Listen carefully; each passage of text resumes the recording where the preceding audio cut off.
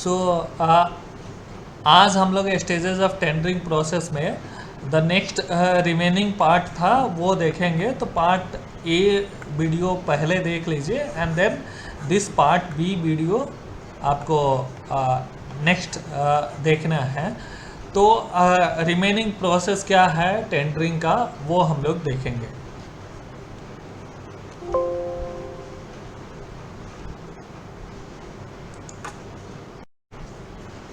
सो अगर ऑलरेडी आपके पास empanelled list है तो आप सारा ये process floating of expression of interest से लेके ये शॉर्ट लिस्टिंग तक आप नहीं करेंगे, आप ये प्रोसेस स्कीप कर सकते हैं।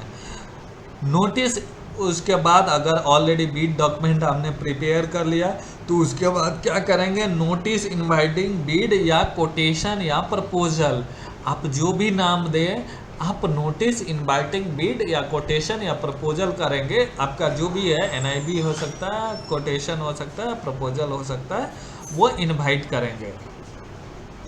इनविटेशन, इनविटेशन कहाँ करेंगे? इनविटेशन आप अपने वेबसाइट पे करेंगे। आप अपने वेबसाइट, आपका जो ऑर्गेनाइजेशन का वेबसाइट है वहाँ करेंगे। आप ऑलरेडी जो ई प्रोक्यूरमेंट वेबसाइट फॉलो कर रहे हैं उस पर करेंगे। देन कुछ लीडिंग न्यूज़पेपर में करेंगे और इसका लीडिंग न्यूज़पेपर में करेंगे। इसका भी क्लियर कट गाइडलाइन है।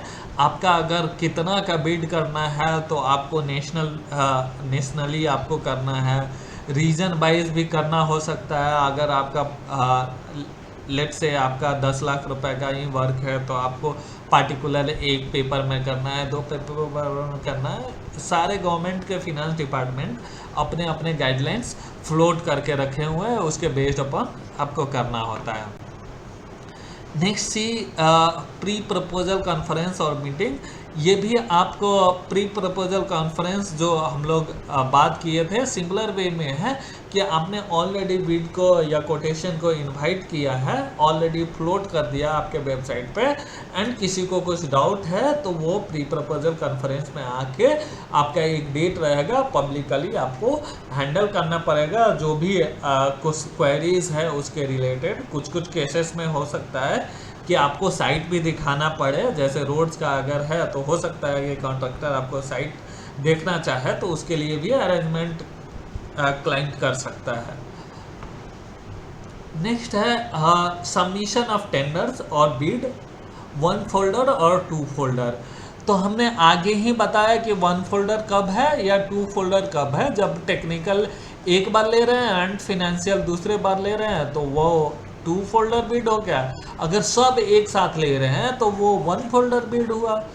तो इसके बारे में ऑलरेडी हम लोग चर्चा कर चुके हैं। तो उसके बाद वो बीडर क्या करेगा, प्री प्रपोजल कॉन्फ्रेंस के बाद में आपने कोरिजेंडम निकाल दिया है, उसके बेस्ड अपन उस दिन से आपको बीड सबमिशन डेट स्टार्ट होगा एंड उस दिन से आपको सबमिट करेगा। और ये भी बीड सबमिशन का एक पार्टिकुलर डे फिक्स है कि इतना दिन आपको मिनिमम टाइम देना है। कुछ केस में 21 डेज है, कुछ केस में 14 डेज है, कुछ केसेस में 28 डेज है। वो डिपेंड करता है नेचर ऑफ वर्क के ऊपर। दूसरा है बीड ओपनिंग सेरेमनी।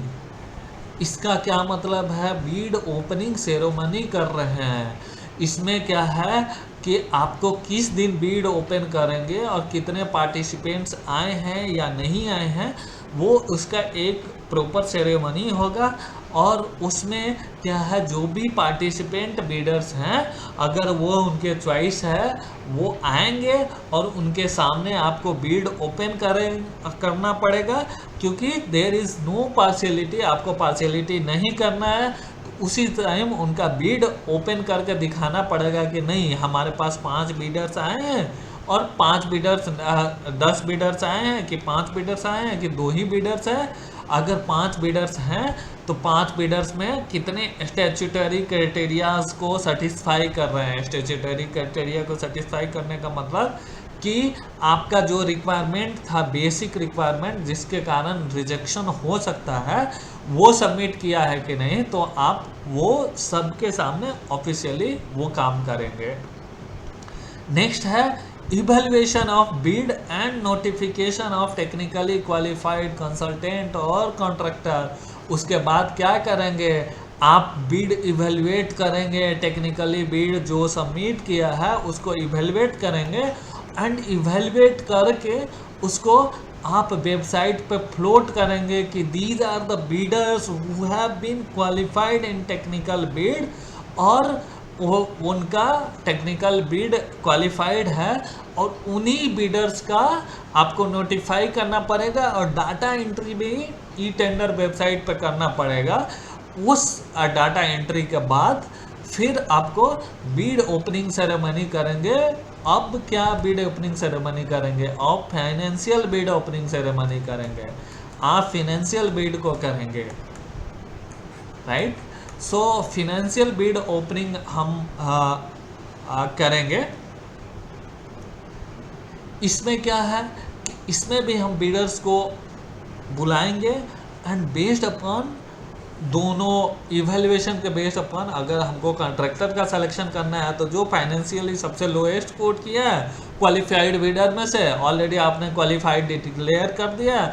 फाइनेंशियल में खाली आपको एक बार न्यूमेरिकली अर्थमेटिकली ठीक देखना है कि कोट किया है कि नहीं, और उसको वेरीफाई करने के बाद आपने ऑलरेडी एक बिडर्स को इवेल्युएट करके आपने आ गया। तो evaluation and selection of bidder और कंसल्टेंट आपने ऑलरेडी इवेल्युएट करके रखा था और फाइनेंशियल बिड आ गया, उससे आपने, या आपको अगर QCBS सिस्टम है तो टेक्निकल स्कोर और फाइनेंशियल स्कोर को मर्ज करके आपने क्लियरली आ गया और उसको आप पब्लिक डोमेन में फ्लोट करेंगे। उसके बाद क्या करेंगे, अब तो पब्लिक डोमेन में आपने फ्लोट कर दिया कि फाइनली बिडर्स जो था वो ऑलरेडी क्वालिफाइड है, ऑलरेडी ये क्वालिफाइड हो चुका है। तो उसके बेस्ड अपॉन आप चाह रहे हैं कि नेक्स्ट क्या चाह रहे हैं कि आपका सिलेक्शन हो गया, उसके बाद हम लेटर ऑफ एक्सेप्टेंस या अवार्ड इशू करेंगे। बेसिकली इस लेटर में लिखेंगे कि आपके इस बिड के सबमिशन के अगेंस्ट में आपने ये बिड को विन किया है, इसलिए आपको लेटर ऑफ एक्सेप्टेंस दिया जा रहा है। आप उसमें लिखेंगे कि लेटर ऑफ एक्सेप्टेंस में आप लिखेंगे कि ये परफॉर्मेंस सिक्योरिटी जमा कीजिए इस टाइम तक, और आप कॉन्ट्रैक्ट एग्रीमेंट को submission of performance security, basically performance security next class में डील करेंगे कि क्या है। परफॉर्मेंस सिक्योरिटी बस है कि आपका जो काम कराने वाले हैं उसका जो परफॉर्मेंस है, परफॉर्मेंस सिक्योरिटी रिक्वायर्ड है, उसके लिए है कि आप कॉन्ट्रैक्ट का वायलेशन नहीं करें। अगर कॉन्ट्रैक्ट का वायलेशन करेंगे तो आपकी परफॉर्मेंस सिक्योरिटी रख ली जाएगी, ये है। उसके बाद क्या होगा, आप साइनिंग ऑफ एग्रीमेंट करेंगे। आप दोनों party already terms and condition पे एग्री करेंगे एंड उसके बेस्ड अपॉन ऑलरेडी आपने टेंडर डॉक्यूमेंट में कॉन्ट्रैक्ट एग्रीमेंट डाला था, उसमें बहुत पार्टी बैठ के कॉन्ट्रैक्ट एग्रीमेंट को लीगली साइन करेंगे। उसके बाद क्या है, जब कॉन्ट्रैक्ट एग्रीमेंट साइन हो जाएगा उसमें लिखा रहेगा कि आफ्टर साइनिंग दिस एग्रीमेंट आपको 7th डेज या 28 डेज आफ्टर आपको ये वर्क स्टार्ट करना है। तो ये बेसिकली साइनिंग ऑफ एग्रीमेंट होगा। उसके बाद notice to proceed with the work होगा, तो उसी में डिसाइड किया रहेगा कि आपको ये अब वर्क स्टार्ट करना है। तो टेंडरिंग प्रोसेस यहाँ फिनिश होता है। अब नेक्स्ट ऑलरेडी आपको एक लीगल डॉक्यूमेंट है that is called contract agreement, उसके बेस्ड अपॉन, उस कॉन्ट्रैक्ट एग्रीमेंट के बेस्ड अपॉन आप आगे का काम करेंगे। So that's what we have for ये contract agreement tendering process. So thank you for joining with me.